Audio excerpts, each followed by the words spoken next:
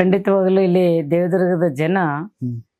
ಸನ್ಮಾನ್ಯ ದೇವೇಗೌಡ್ರನ್ನ ಯಾವತ್ತೂ ಬಿಟ್ಕೊಡೋದಿಲ್ಲ. ಹ್ಮ್. ದೇವೇಗೌಡರು ಇವತ್ತು ಬರದ ನಾಡಿಗೆ ನೀರು ಕೊಟ್ಟಂತ ದೇವ್ರವರು, ಭಗೀರಥರವರು.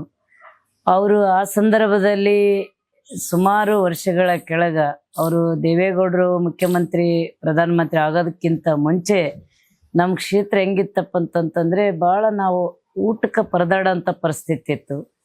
ಎಲ್ಲ ಕಡೆ ಒಂದು ಒಣ ಬೇಸಾಯ, ಬಿಸಿಲುನಾಡು ಇವೆಲ್ಲ ನಾವು ನೋಡಿದಾಗ, ಬೇರೆ ತಾಲೂಕುಗಳನ್ನು ನಾವು ನೋಡಿದಾಗ, ಬೇರೆ ಜಿಲ್ಲೆಗಳ ನೀರಾವರಿ ಇರ್ತಕ್ಕಂಥದ್ದು ನೋಡಿದಾಗ ನಮಗಿದು ಯಾವಾಗ ನಮಗೂ ಕೂಡ ಇದು ಯಾವಾಗ ಸಿಗ್ತದ ಅನ್ನೋಂಥದ್ದು ಎಲ್ಲರೂ ನಾವು ಆಸೆ ಪಡ್ತಿದ್ವಿ.